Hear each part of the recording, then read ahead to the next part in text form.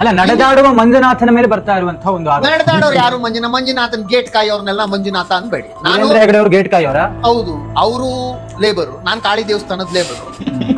ಇನ್ನೊಬ್ಬ ಸ್ವಾಮಿಗಳು ಇನ್ನೊಂದು ದೇವಸ್ಥಾನಕ್ಕೆ ವಾಚ್ಮ್ಯಾನು. ಇನ್ನೊಂದು ನಾವು ಸ್ವಾಮಿಗಳು ಯಾರೋ ಇದ್ದೀವಿ ಅಲ್ಲಿ, ಗುರುಗಳು ಕಾವಂತರು ಅಂತ ಮಾಡಿದ್ದಾರೆ. ಕಾವಂತರು ಏನು ಅಂದ್ರೆ ಕಾವಲುಗಾರ, ಮಂಜುನಾಥ ಅಲ್ಲ. ಅಥವಾ ಸತ್ಯಾಸತ್ಯತೆ ಅಡಗಿದ್ಯಾ? ಈಗ ನಿಮ್ಗೆ ಇಡೀ ರಾಮಾಯಣ ಹೇಳ್ತದೆ, ಮಹಾಭಾರತ ಹೇಳ್ತದೆ, ಯಾವುದು ಬೆಡಕಣೆ. ಸತ್ಯ ಹರಿಶ್ಚಂದ್ರ ಅಂತ ಒಂದು ಕಥೆ ಹೇಳ್ತದೆ. ವಿಶ್ವಾಮಿತ್ರ, ಆ ವಿಶ್ವಾಮಿತ್ರನ ಶಿಷ್ಯ ಒಬ್ಬ ನಕ್ಷತ್ರಿಕ. ಈ ನಕ್ಷತ್ರಿಕ ವಿಶ್ವಾಮಿತ್ರ ಇಬ್ರೇನಾ? ಇಲ್ಲ, ದೇವತೆಗಳು ಸಹಾಯ. ಯಾರು? ಅಗ್ನಿ, ಯಮ, ಇವರೆಲ್ಲ ಸೇರಿಕೊಂಡು ವಿಶ್ವಾಮಿತ್ರನ ಮೇಲೆ, ಹರಿಶ್ಚಂದ್ರನ ಮೇಲೆ ಕೊಡಬಾರದ ಹಿಂಸೆಯನ್ನು ಕೊಟ್ಟು ಅವನಿಗೆ ಹೆಂಡತಿ ಮಕ್ಕಳನ್ನ ಕಾಡ್ಗಟ್ಟಿ, ಹೆಂಡತಿನ ಮಾರಿ ಆ ಮಗ ಸತ್ತು, ಅದು ಮಶಾಣಕ್ಕೆ ಹೋಗಿ, ಇವೆಲ್ಲ ಕಥೆಗಳಾಗ್ತದೆ. ಯಾವಾಗ ನೀನು ಸತ್ಯಕ್ಕೆ ಹೊರೆ ಹಚ್ಚುವ ಕೆಲಸವಾಗ್ತದೋ ಎರಡರಲ್ಲೊಂದು ಬಯಲಾಗ್ತದೆ. ಒಂದು, ನೀನು ಧರ್ಮಕ್ಷೇತ್ರದಲ್ಲಿದ್ದು ಏನಾದರೂ ಇಂತಹ ಕೃತ್ಯಗಳನ್ನು ಮಾಡಿದರೆ ಈ SITನೋ ಸರ್ಕಾರನೋ ಈಗ ಹೊರೆ ಹಚ್ಚಿರುವ ಹೊರೆಗೆ ಅದು ಧರ್ಮವನ್ನು ಉಳಿಸ್ಕೊಂಡ್ಬಿಡ್ತದೆ ಆ ಕ್ಷೇತ್ರ. ಇಲ್ಲವೋ ಅದು ಸತ್ಯವಾಗಿದ್ದು ನೀವಿಷ್ಟು ಜನ ಅವರ ಮೇಲೆ ಒರೆಸ್ತಾ ಇದ್ದೀರಲ್ಲ, ಅದೇನಾದರೂ ಹುಸಿ ಆಯಿತೋ ಆಗ್ಲೂ ಧರ್ಮನೇ ಉಳಿಯುತ್ತೆ. ಹೇಗೆ? ಇನ್ನೇ ನೀವಿಷ್ಟು ಹೇಳಿದ್ರು ಆ ಧರ್ಮ ಅವ್ರನ್ನ ಕಾಪಾಡಿದೆ ಅಂತ ತಾನೇ ಅಂತೀರಿ. ನಿಮಗೆ ಏನು ಬೇಕು ಇವಾಗ? ಧರ್ಮ ಉಳಿಬೇಕಷ್ಟೆ. ಇಲ್ಲಿ ಮಂಜುನಾಥನ ಮೇಲೆ ಯುದ್ಧನೇ ಮಾಡಿಲ್ಲ ಯಾರನ್ನು. ಈ ಕಡೆಯವರು ಮಂಜುನಾಥನ್ ನಾನು ಉಳಿಸ್ತಿದ್ದೀನಿ ನಿಂತಿದ್ದೀರಾ, ಆ ಕಡೆಯವರು ನಾವು ಮಂಜುನಾಥನ ಮೇಲೆ ಯುದ್ಧ ಮಾಡ್ತೀವಿ. ಅಲ್ಲ, ನಡೆದಾಡುವ ಮಂಜುನಾಥನ ಮೇಲೆ ಬರ್ತಾ ಇರುವಂತಹ ಒಂದು ಆರೋಪ. ನಡೆದಾಡೋರು ಯಾರು? ಮಂಜುನಾಥನ್ ಗೇಟ್ ಕಾಯೋರ್ನೆಲ್ಲ ಮಂಜುನಾಥ ಅನ್ಬೇಡಿ. ವೀರೇಂದ್ರ ಹೆಗಡೆ ಅವ್ರು ಗೇಟ್ ಕಾಯೋರ? ಹೌದು, ಅವರು ಲೇಬರು, ನಾನು ಕಾಳಿ ದೇವಸ್ಥಾನದ ಲೇಬರು. ಇನ್ನೊಬ್ಬ ಸ್ವಾಮಿಗಳು ಇನ್ನೊಂದು ದೇವಸ್ಥಾನಕ್ಕೆ ವಾಚ್ಮ್ಯಾನು. ಇನ್ನೊಂದು ನಾವು ಸ್ವಾಮಿಗಳು ಯಾರೋ ಇದ್ದೀವಿ ಅಲ್ಲಿ, ಗುರುಗಳು ಕಾವಂತರು ಅಂತ ಮಾಡಿದ್ದಾರೆ. ಕಾವಂತರು ಏನು ಅಂದ್ರೆ ಕಾವಲುಗಾರ, ಮಂಜುನಾಥ ಅಲ್ಲ. ನಿನ್ನ ಭಾವಕ್ಕೆ ನಡೆದಾಡುವ ದೇವರು, ಭಕ್ತಿಗೆ ನಡೆದಾಡುವ ದೇವರು. ನಿನ್ನ ಭಕ್ತ ನೀನವರಿಗೆ ಅಂತಂದ್ರೆ ನೀನು ನಡೆದಾಡೋ ದೇವರು ಅಂತ ಕಳ್ಕೋತೀಯೋ ಇಲ್ವಾ? ಆ ಒರಿಜಿನಲ್ ಕಿರೀಟ ತಗೊಂಡಾಗ ಅವ್ರಿಗೆ ಆಗ್ತೀಯ, ಅದು ನಿನಗೆ ಬಿಟ್ಟ ವಿಚಾರ. ಭೂಮಂಡಲದಲ್ಲಿ ಯಾರೂ ದೇವತೆಗಳಲ್ಲ. ನಾವು ಆ ಕ್ಷೇತ್ರವನ್ನು, ಅಲ್ಲಿ ಬಂದಿರತಕ್ಕಂಥ ಒಡವೆಗಳನ್ನು, ವಸ್ತ್ರಗಳನ್ನು, ಕ್ಷೇತ್ರವನ್ನು, ಬಂದವರನ್ನು ಪಾಲನೆ ಮಾಡೋದನ್ನು, ಅನ್ನ ಹಾಕೋದನ್ನು ಏನೋ ಮಾಡ್ತಿದ್ದೀವಿ ಅಂದರೆ ನಾವು ಅಲ್ಲಿಯ ಸೇವಕರು, ಪರಿಚಾರಕರು. ಪರಿಚಾರಕರು ದೇವತೆಗಳಾಗಲಿಕ್ಕಿಲ್ಲ. ನೀವು ಕೊಟ್ಕೊಳ್ತಿದ್ದೀರಿ, ನಾನು ಮಹರ್ಷಿ, ನಾನು ಸಪ್ತಋಷಿ, ನಾನು ಆ ಋಷಿ, ನಾನು ರಾಜಶ್ರೀ. ನಿಮ್ಗಳಿಗೆ ನೀವು ಹಂಸ, ಪರಮ. ವಿಶ್ವಾಮಿತ್ರರು ಬ್ರಹ್ಮರ್ಷಿ ಪಟ್ಟ ತಗೊಳ್ಳಿಕ್ಕೆ ಮಹಾಬ್ರಾಹ್ಮಣ ಅಂತ ಒಂದಿದೆ, ಓದಿ. ಗಾಯತ್ರಿ ಮಂತ್ರ. ಅವನಿಗೆ ಎಷ್ಟು ಕಷ್ಟ ಪಡಬೇಕಾಯ್ತು ಅಲ್ಲಿಗೋಗಿ ತಲುಪಲಿಕ್ಕೆ, ಎಷ್ಟು ಅಡೆತಡೆಗಳಿತ್ತು. ಸುಮ್ಮನೆ ನಾನು ಬೋರ್ಡ್ ಹಾಕ್ಕೊಂಡೆ, ಹೆಸರು ಹಾಕ್ಕೊಂಡೆ ಅಂತ ಅಂದ್ಬಿಟ್ಟು ಇಟ್ಬಿಟ್ಟು ನಾನು ಸಪ್ತರ್ಷಿ, ನಾನು ಮಹರ್ಷಿ, ನಾನು ಆಋಷಿ. ದೇವರಾಗ ಯಾರ ಕೈಲೂ ಸಾಧ್ಯ ಇಲ್ಲ. ದೇವರ ಅನುಯಾಯಿ ಆಗುವ ಅಥವಾ ಅವನ ಜೊತೆನಲ್ಲಿರು. ಕನಕದಾಸರು, ಪುರಂದರದಾಸರು ಇವರೆಲ್ಲ ಕೊಟ್ಟಿರ್ತಕ್ಕಂಥ ಕೊಡುಗೆ ಅಪಾರವಾಗಿದೆ. ತ್ಯಾಗರಾಜರು, ಶಿಶುನಾಳ ಶರೀಫರು, ನಾಡಿಗೆ ಬೇಕಾದಂಥ ಅವರೆಲ್ಲ ನಡೆದಾಡೋದೇವ್ರೆ ಅಲ್ಲ, ಅವರು ಕೊಡುಗೆ ಕೊಡಕ್ಕೆ ಬಂದಿರೋರು ದೈವಕ್ಕಾಗಿ. ಈಗ ಮಂಜುನಾಥ ಸ್ವಾಮಿಯ ಮೇಲೆ ಬಹಳಷ್ಟು ನಂಬಿಕೆ ಇರುವಂಥದ್ದು, ಅಂಥ ಕ್ಷೇತ್ರದಲ್ಲಿ ಇಂಥ ಅಕ್ರಮಗಳಾಗಿದೆಯಾ? ಯಾರಿ ಮಾಡಕ್ಕಾಗತ್ತೆ? ನೀ ಒಳ್ಳೆ ಕಲೆ ಹೇಳ್ತಿದ್ದೀರಿ. ಧರ್ಮಸ್ಥಳದ ಮಂಜುನಾಥನನ್ನು ಮುಟ್ಟಲು ಸಾಧ್ಯವೇ? ನೀವೇನೋ ತೋಡ್ತಿದ್ದೀರಿ, ಯಾವುದೋ ಬುಲ್ಡೆ ಸಿಗ್ತದೆ, ಅವನೇ ರುಂಡಮಾಲಾದರ. ಇಲ್ಲ, ಪ್ರಾಕ್ಟಿಕಲಿ ಲೆಟ್ಸ್ ಟಾಕ್ ಗುರುಗಳೇ. ನೀವು ದೇವರ ರೂಪ ಅದೆಲ್ಲವೂ ಓಕೆ, ನಿಮ್ಮ ರಿಯಾಕ್ಷನ್ ಈಗ ಧರ್ಮಕ್ಷೇತ್ರದ ಮೇಲೆ ಕಳಂಕ ತರೋದಕ್ಕೆ ಕಾಣದ ಕೈಗಳ ಕೆಲಸ ಮಾಡ್ತಾ ಇದೆಯಾ ಅಥವಾ ಸತ್ಯಾಸತ್ಯತೆ? ಕಾಣದ ಕೈಗಳ ಕೆಲಸ ಮಾಡಿದ್ರು ಆಗಲ್ಲ, ಕಾಣದಿರೋ ಕೈಗಳ ಕೆಲಸ ಮಾಡಿದ್ರು ಆಗಲ್ಲ. ಧರ್ಮ ಉಳ್ಕೊಳ್ತದೆ. ಇದಾಗ್ಲಿ, ಹೊರೆ ಹಚ್ಚಲಿ. ಇದು ಕಮ್ಮಿ ಮಾಡ್ತಿದ್ದೀರಪ್ಪ, ಇನ್ನೂ ಜಾಸ್ತಿ ಮಾಡಿ. ಏನ ನೀವು ಮಾಡ್ತಾ ಇರೋದನ್ನ ಇನ್ನೂ ತೋಡಿ, JCP ತಗೊಂಡು ತೋಡಿ, ಗುಡ್ಡ ಎಲ್ಲ ಆಗಿರಿ. ಎಣ ಸಿಕ್ಕಿರೋದು ಅಥವಾ ಮೂಳೆ ಸಿಕ್ಕಿರೋದು ಪಂಚಾಯತಿ ಹೇಳ್ಕೋಬೇಕು. ಮಂಜುನಾಥನ್ಗೆ ಯಾಕೆ ಬರ್ತದೆ? ಅಥವಾ ನೀವೇನಾದ್ರೂ ಮಂಜುನಾಥನ್ ಕಡೆಯವ್ರು ಸೇರ್ಕೊಂಡು, ಯಾರು ವಾಚ್ಮ್ಯಾನು ಅವರೆಲ್ಲ ಸೇರ್ಕೊಂಡು ಮಾಡೋರು ಅಂತೀರೋ, ಅವ್ರನ್ನ ಕರ್ಕೊಂಡು ಹೋಯ್ತಾರೆ, ಮಂಜುನಾಥನ್ನೇ ಕರ್ಕೊಂಡು ಹೋಯ್ತಾರೆ. ನಂಬಿಕೆ ಅನ್ನೋದು ಇದೆಯಲ್ಲ ಗುರುಗಳೇ. ನೀವು ನಂಬಿ ಸ್ವಾಮಿ, ಧರ್ಮವನ್ನ ನಂಬಿ, ದೇವರನ್ನ ನಂಬಿ. ನೀವು ಮಾಡ್ತಿರೋ ತಪ್ಪು ಅಂತಲೂ ನಾನು ಹೇಳ್ತಿಲ್ಲ. ಅಲ್ಲ, ನೀವು ಹೊರೆ ಹಚ್ಚಬೇಕು, ಸತ್ಯಕ್ಕೆ ಹೊರೆ ಹಚ್ಚಿ. ಎರಡರಲ್ಲೊಂದು ಗೊತ್ತಾಗಬೇಕು. ನಾವು ಕಾವಲ್ಗಾರ. ಯಾರು ಕಾವಲ್ಗಾರ?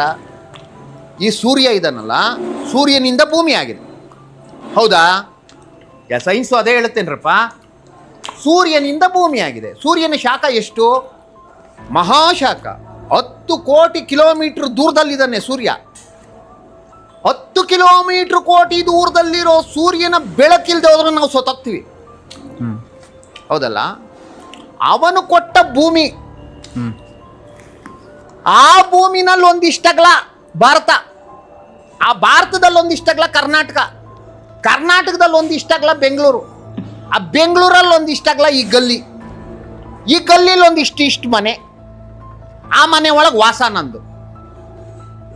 ನಾನು ದೇವ್ರನ್ನ ಉಳಿಸ್ಕತ್ತೀನಿ. ಎಲ್ಲಿಂದ ತಂದು ಉಳಿಸ್ಕತ್ತೀರಿ ನೀವು ದೇವ್ರನ್ನ? ಎಲ್ಲಿ ಕೃತಾಯುಗ, ತ್ರೇತಾಯುಗ, ದ್ವಾಪರಯುಗ, ಕಲಿಯುಗ, ಇಷ್ಟು ಯುಗಗಳಲ್ಲಿ ಬಂದರೂ ನಿಮಗೆ ಮಹಾವೀರರು ಹುಟ್ಟೋಕ್ಕೆ ಮುಂಚೆ ಜೈನ ಧರ್ಮ ಇರಲಿಲ್ಲ, ಬೌದ್ಧ ಹುಟ್ಟೋಕ್ಕೆ ಮುಂಚೆ ಬೌದ್ಧ ಧರ್ಮ ಇರಲಿಲ್ಲ, ಯೇಸು ಹುಟ್ಟಕ್ಕೆ ಮುಂಚೆ ಕ್ರಿಶ್ಚಿಯನ್ ಇರಲಿಲ್ಲ, ಪೈಗಂಬರ್ ಹುಟ್ಟಕ್ಕೆ ಮುಂಚೆ ಮಹಮ್ಮದಿ ಇರಲಿಲ್ಲ.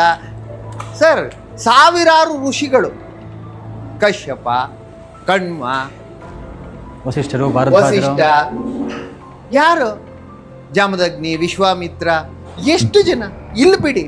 ಇನ್ನ ಕೃಷ್ಣ, ಅವನಿಂದ ರಾಮ, ಹೀಗೆ ತಗೊಂಡೋಗಿ ನೀವಿಗೆ ಎಲ್ಲವೂ ಸಹ ಸನಾತನ ಇದೆ ಎಂದಾಗ ಸನಾತನವನ್ನು ಉಳಿಸ್ಕೊಳ್ಳೋ ಶಕ್ತಿ ಅದರಲ್ಲಿದೆ. ನಾನು ನಿಮಿತ್ತ ಮಾತ್ರ. ಧರ್ಮೋ ರಕ್ಷತೆ ರಕ್ಷಿತಃ ಅಂತೀರಾ, ಧರ್ಮಸ್ಥಳ ರಕ್ಷತೆ ರಕ್ಷಿತಃ ಅಂತೀರಾ? ಧರ್ಮ ನೀನು ರಕ್ಷಣೆ ಮಾಡಿರೋದಾದ್ರೆ ಅದರ ಅರ್ಥನೇ ಅಷ್ಟು.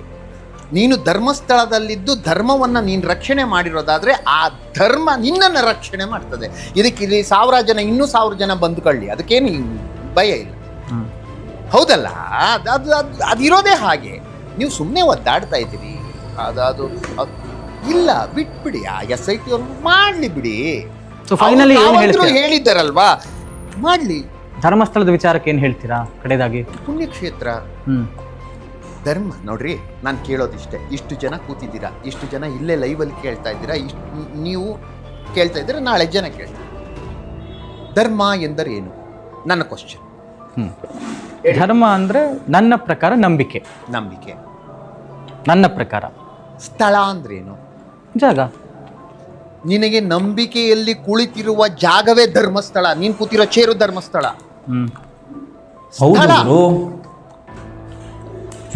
ಧರ್ಮವಾದ ಸ್ಥಳ ಯಾವುದು? ಧರ್ಮವಾದ ಸ್ಥಳ ಈ ಚಾನಲ್ ಧರ್ಮಸ್ಥಳ ಅಲ್ವೋ? ಹೌದಾ ಅಲ್ವೋ? ಹೌದು. ಬೆಂಗಳೂರು ಧರ್ಮಸ್ಥಳ ಅಲ್ವೋ? ಕರ್ನಾಟಕ ಧರ್ಮಸ್ಥಳ ಅಲ್ವೋ? ಭರತ ಭೂಮಿ ಧರ್ಮಸ್ಥಳ ಅಲ್ವೋ? ಇಡೀ ಭಾರತವೇ ಧರ್ಮಸ್ಥಳ. ಇಡೀ ಭೂಮಿ ಧರ್ಮದ ಅಲ್ವೋ? ಇಡೀ ಭೂಮಿಯೇ ಧರ್ಮವಾದ ಸ್ಥಳ ಆಗಿರೋದಾದ್ರೆ ಅಷ್ಟಗ್ಲ ಭೂಮಿ ಯಾವುದು ಗೆದ್ಕೊಂಡ್ ಬರ್ತದೆ ಬಿಡಿ. ಶಿಕ್ಷೆ ಆಗತ್ತೆ ಅಂತೀರಾ? 14 ಲೋಕಗಳು ಧರ್ಮವೇ. 5 ಸೈಡ್ ಶಿಕ್ಷೆ ಆಗತ್ತೆ ಅಂತ. ಶಿಕ್ಷೆ ಕೊಡಕ್ ನೀವ್ಯಾರು? ಭಗವಂತ ಕೊಡ್ತಾರೆ. ಇವೆಲ್ಲ ಹುಟ್ಟು ಸಾವು ನೀವು ತಗೊಂಡಿರೋದ್ರಿಂದ ಇದು ಶಿಕ್ಷೆ ಆಗುತ್ತಾ? ಒಳಗಿರ್ತಾನ, ಆಚೆ ಇರ್ತಾನೆ, ಎಲ್ಲಿದ್ರು ಸತ್ಯ ಸಾಯ್ತಾನೆ. ಏನ್ 100 ವರ್ಷ ಹಿಂಗಂದ್ರೆ ಹಿಂಗ್ ಹೋಗುತ್ತೆ, ಹಿಂಗ್ ಅನ್ನೋ ಅಷ್ಟ್ರಲ್ಲಿ ಬಂದೋಗುತ್ತೆ ಅಂತ ಮಿಡ್ತೆ ಉಳಿದಷ್ಟು ಜೀವನ. ಅವ್ನಿಗೆ ಯಾರಿಗೋ ಶಿಕ್ಷೆ ಆಗ್ಬೇಕು ಅಂತ ನೀವು ಕಾಯ್ಕೊಳ್ಳೋದು, ಅವನದೇನೋ ಕಿತ್ಕೋಬೇಕು ಅಂತ ಅವನ್ ಕಾಯ್ಕೊಳ್ಳೋದು, ಇವೆಲ್ಲ ಮಾಡ್ತಿದ್ದೀರಲ್ಲ, ಇದೇ ನಿಮ್ಮ ಜೀವನವನ್ನ ತಿಂತಾ ಇದೆ. ನೀವು ಅನ್ಭವಿಸಿ. ದೇವರು ನಿಮ್ಮನ್ನ ಅಲ್ಲಿ ನೀವು ಗರುಡ ಪುರಾಣ ತಗೊಂಡು ಓದ್ತಿರಲ್ಲ, ಎಣ್ಣೆಗಾಗ್ತಾ, ಈ ಬಾಂಡ್ಲಿಗಾಗ್ತಾ, ಅವೆಲ್ಲ ನಾನು ಒಪ್ಪಲ್ಲ. ದೇವ್ರು ಒಂದೇ ಕೇಳೋದು ನಿಮ್ಮನ್ನ ಅಲ್ಲಿ ಹೋದಾಗ, ಏನಪ್ಪ ಎಲ್ಲ ಕೊಟ್ಟಿದ್ದೆ ನಿನಗೆ, ಎಲ್ಲವನ್ನು ಆನಂದವಾಗಿ ಅನುಭವಿಸ್ತಾ ಅಂತ. ಇಲ್ಲ ಸ್ವಾಮಿ ಪಕ್ಕದ ಮನೆಯವ್ರ ಕಾಟ, ಇಲ್ಲ ಸ್ವಾಮಿ ಹೆಂಡತಿ ಕಾಟ, ಇಲ್ಲ ಸ್ವಾಮಿ ಎದುರು ಮನೆಯವ್ನ ಕಾಟ ಅನ್ಕಂಡೆ ನೀವು ಅವ್ನು ಹೇಳಿದ್ರೆ ಎಲ್ಲ ಕೊಟ್ಟಿದ್ದು ನಿನ್ನ ಕೈಲಿ ಅನುಭವಿಸಕ್ ಆಗ್ಲಿಲ್ವಲ್ಲಪ್ಪ ಅಂತ ನಾವು. ಹಾಗಾಗಿ ನೀವು ಅಲ್ಲಿ ಹೋಗಿ ಏನು ಹೇಳ್ತೀರಿ? ನಾನು ವೀರೇಂದ್ರ ಹೆಗ್ಡೆ ಅವ್ರ ಮೇಲೆ ಹಿಂಗ್ ಮಾಡಿದೆ, ನಿನ್ ಜೀವನ ಏನ್ ಮಾಡ್ದ? ನನ್ನ ಜೀವನ ಏನು ಮಾಡ್ಲಿಲ್ಲ, ಬರೀ ಅಲ್ಲೇ ಗುಂಡಿ ಆಗದೆ ಅಂತ. ನೀನ್ ಗುಂಡಿ ಅಕ್ಕ ಅವ್ರು ನಿಮ್ಮನ್ನ ಅವಾಯ್ಡ್ ಮಾಡೋದ್ರಲ್ಲಿ ಕಾಲ ಕಳ್ತಾ ಇದ್ರಿ. ಅದರಿಂದ ನಿಮ್ದಲ್ಲ, ಯಾವುದೋ ಒಂದು ನಡೀತಿದೆ, ಒಳ್ಳೇದ್ ನಡೀತಿದೆ ಅಂದ್ರೆ ನೀವು ಒಳ್ಳೇದ್ರ ಜೊತೆ ಸಪೋರ್ಟ್ ಮಾಡೋದು, ಅಥವಾ ಅವ್ರು ಒಳ್ಳೇದ್ ಮಾಡ್ತಾ ಇಲ್ಲ ಅನ್ನೋದಾದ್ರೆ ಅವರು ಒಳ್ಳೇದ್ ಮಾಡಿ ನಿಮ್ ಜೊತೆ ಎಲ್ಲರೂ ಒಂದಾಗಿ ಹೋಗಿ ನಿಮ್ಮಲ್ಲಿ ಮನುಷ್ಯನಲ್ಲಿರುವಂಥದ್ದು ಮೊದಲಿಗೆ ಹೇಳಿದ್ದೆ ನಾನು, ಈ ಕಿತ್ತಾಡೋ ಗುಣ. ಹ್ಮ್ ಒಳಗಡೆ ಇರೋದು ಅದನ್ನು ಬಿಡ್ಲಿ, ಅದನ್ನು ಬಿಟ್ಟರೆ ಮನೆ. ನೀವು ನಿಮಗೆ ಬೈದಿದ್ದು ಅನ್ಕೋಬೇಡಿ, ನನಗೆ ಒಳ್ಳೇದಕ್ಕೆ ಬೈತಾವ್ ನೋಡಿ. ನೀನು ಕೇಳಿದ್ದು ಪ್ರಶ್ನೆ ಎಲ್ಲ ಒಳ್ಳೇದಕ್ಕೆ ಅನ್ಕೊಳ್ತೀನಿ, ನನ್ನ ಮನ್ಸಿಗೆ ಗಿಲ್ಟ್ ಬರಲ್ಲ. ನೀನು ಮಾಡಿದ ಕಾಂಟ್ರವರ್ಸಿ ಅಂತ ಅಂದ್ಕೊಂಡ್ರು ಅದು ನಿನಗೆ, ನನಗೇನಲ್ಲ. ನಾನು ಅವ್ರನ್ನ ತುಳಿದ್ಬಿಟ್ಟೆ ಅಂತ ಆನಂದ ಪಡ್ತಿದ್ದಿ, ಅದು ನನಗಲ್ಲ. ಅದನ್ನೆಲ್ಲ ನೋಡ್ಕೊಳ್ಳೋಕ್ಕೆ ಬೇರೆಯವ್ರು ಇದ್ದಾರೆ, ನಿನಗೆ ಸೆಕ್ಯೂರಿಟಿ ಇದೆ, ಇಷ್ಟೊಂದು ಕಾಳಿ ಇದ್ದಾಳೆ, ಮಂಜುನಾಥ ಇದ್ದಾನೆ, ಇವ್ರನ್ನೆಲ್ಲ ನಿನ್ನ ಮನ್ಸಾರ ಏನಾದರೂ ನೀನು ಅವರನ್ನು ನಿನ್ನ ಪಕ್ಕದಲ್ಲಿದ್ದಾರೆ ಅಂತ ಅಂದ್ಕೊಂಡು ನಿನ್ನ ಮನಸ್ಸು ಅಂತ ಅಂದರೆ ಅವ್ರು ನಿನ್ನ ಪಕ್ಕ ಇರ್ತಾರೆ. ಅಯ್ಯೋ ಇದಾರೋ ಇಲ್ವೋ ಅಂದ್ಕೊಂಡ್ರೆ ಆ ಯಾವ ದೈವವೂ ಇರಲ್ಲ. ನೀನು ಯಾವ ಪುಣ್ಯಕ್ಷೇತ್ರವನ್ನು ತಿರುಗಿದ್ರು ನಿನಗೆ ಯಾವ ದೈವವೂ ಕಾಣಿಸಲ್ಲ.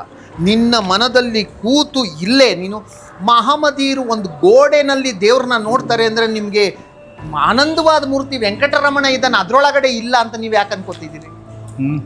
ನಿನ್ನ ನಂಬಿಕೆ ಆ ಗೋಡೆ ಒಳಗಡೆ ಇದ್ದಾನೆ ಎನ್ನುವಂಥ ನಂಬಿಕೆ ಇದೆಯಲ್ಲ, ಅದು ದೈವ, ಅದು ಗುರು. ನಿನ್ನ ಕಾನ್ಫಿಡೆಂಟು ಈಗ ಮಂಜುನಾ ಇದ್ದಾನೆ ಅನ್ನೋ ಕಾನ್ಫಿಡೆಂಟ್ ನಿನಗಿದೆಯಾ? ಭಯ ಯಾಕೆ? ಅದೇನಾಗುತ್ತೋ ಇದೇನಾಗುತ್ತೋ ಯಾಕೆ ಆಗಬೇಕು? ಯಾರು ಯಾವುದನ್ನು ಈಗ ಸೃಷ್ಟಿ ಆಗಿರೋದೇ ರಾಕ್ಷಸರು ದೇವತೆಗಳು ಅನ್ನುವಂಥ ಸಿಲಬಸ್. ಈ ರಾಕ್ಷಸರು ಎಲ್ಲಿ ಹುಟ್ಟಿದ್ರು? ಅದಿತಿ ದಿತಿ ಒಂದು ಬರುತ್ತೆ ಅದರಲ್ಲಿ. ಅದು ಆಮೇಲೆ ಕಣೆ, ಅದಕ್ಕೆ ಮುಂಚೆಗೆ ಹೋಗ್ಬಿಡು. ಅದಿತಿ ಗಿದಿತಿ ಯಾರು ಹುಟ್ಟೇ ಇಲ್ಲ, ಯಾವ ತಿಥಿನೂ ಇಲ್ಲ. ನಂಗೆ ಗೊತ್ತಿಲ್ಲ, ನೀವೇ ಹೇಳ್ಬೇಕು.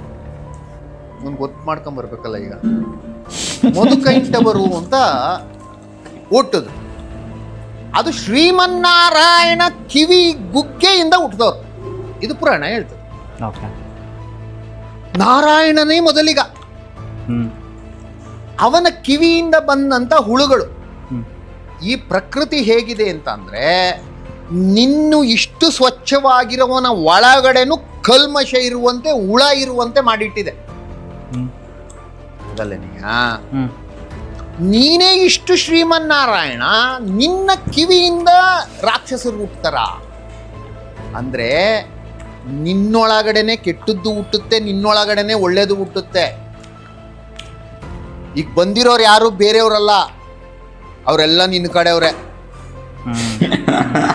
ನಿನ್ನೊಳಗೆ ಬಂದಿರೋದನ್ನೇ ನೀನು ಸಂಹಾರ ಮಾಡಿಕೊಂಡು ಕಾಲ ಕಳೀತಿದ್ಯಾ ಅಲ್ಲಿಂದ ಇಲ್ಲಿವರೆಗೂ. ಹಾಗಾಗಿ ಅದೊಂದು ಪೂರ್ಣತೆಯನ್ನು ನೀವು ಒಳಗೆ ತಗೊಂಡ್ರೆ ಮಾತ್ರವೇ ನಿಮಗೆ ಯಾವುದು ಜಗಳ ಇಲ್ದಿದ್ದಂಗೆ ಯಾವುದು ನಾರ್ಮಲ್ ಆಗಿ ಹೋಗ್ತದೆ. ಇಲ್ಲ ನಂತರ ಈ ಕೂಗಾಡ್ಕೊಂಡು ಕಿರ್ಚಾಡ್ಕೊಂಡು ಜೀವನ ಮಾಡ್ಕೊಂಡು ಅದಕ್ಕೆ ಹೋಗ್ತದೆ. ನಾನು ಅದನ್ನು ನಿಲ್ಲಿಸಿರೋದ್ರಿಂದ ನಿಮಗೆ ನೀವು ಕೇಳಿದ್ದು ಕೆದಕಿದ್ದಕ್ಕೆಲ್ಲ ನಾನು ಉತ್ತರಿಸಿಲ್ಲ. ನಾನು ಆಧ್ಯಾತ್ಮದಲ್ಲಿ ಏನು ಹೇಳ್ಬೋದೋ ನಾನು ಅಲ್ಪ ಮಟ್ಟದಲ್ಲಿ ತಿಳಿದಿರೋದನ್ನು ನಿಮ್ಗೆ ಹೇಳಿದ್ದೀನಿ. ಪರಂಬರಿಸೋರು ಪರಂಬರಿಸಿ, ಬಿಟ್ಬಿಡೋರು ಬಿಟ್ಬಿಡಿ ಅಷ್ಟೇ. ಅದಾದ ಬಿಟ್ಟರೆ ಇನ್ನೇನು ಇಲ್ಲ. ಧರ್ಮಸ್ಥಳವನ್ನು ಹಾಳು ಮಾಡಲಿಕ್ಕೆ ಧರ್ಮಸ್ಥಳ ಅಲ್ಲದ್ದು ಯಾವುದು, ಧರ್ಮವಾಗಿ ಯಾರೇನಿರ್ತೀರೋ ಅದೆಲ್ಲ ಧರ್ಮಸ್ಥಳಗಳೇ. ಸ್ಥಳ ಅಂದರೆ ಜಾಗ, ಧರ್ಮ ಅಂತಂದರೆ ನೀನು ಧರ್ಮದಿಂದ ಇರಬೇಕು. ತ್ಯಾಗ, ಜ್ಞಾನ, ಬಲಿದಾನ, ಒಳ್ಳೆತನ, ಗುಣ, ಇವೆಲ್ಲ ಧರ್ಮದ ಬುನಾದಿಗಳು. ಅದರ ಕೆಳಗಡೆ ನೀ ಇದ್ದಿಂದ್ರೆ ಧರ್ಮಸ್ಥಳವು ನೀನಿರುವ ಸ್ಥಳವೇ ಧರ್ಮಸ್ಥಳ. ಸಿಂಪಲ್ ಆಗಿ ಅವ್ರು ಏನು ಹೇಳ್ತಿದ್ದಾರೆ ಅಂತಂತಂದ್ರೆ, ನೀನು ಧರ್ಮವಾಗಿದ್ದ ಅಂತಂತಂದ್ರೆ ಇನ್ನೊಬ್ರಿಗೆ ಕೆಟ್ಟದ್ದು ಬಯಸ್ತಾರ, ಇನ್ನೊಬ್ರ ಬಗ್ಗೆ ಕೆಟ್ಟದಾಗ ಮಾತಾಡ್ತಾರ, ಮತ್ತೆ ಇನ್ನೊಬ್ರ ಬಗ್ಗೆ ಹೀಯಾಳಿಸ್ತಾರ ಇದ್ರಿ ಅಂತಂತಂದ್ರೆ ಅದೇ ಧರ್ಮಸ್ಥಳ. ಕರೆಕ್ಟ್, ಆ ವ್ಯಕ್ತಿ ಹೇಳಿರೋಂಥ ಪಾಯಿಂಟ್ ಕರೆಕ್ಟ್. ಎಲ್ಲಿ ಧರ್ಮ ಇರುತ್ತೋ ಅದು ಧರ್ಮಸ್ಥಳ.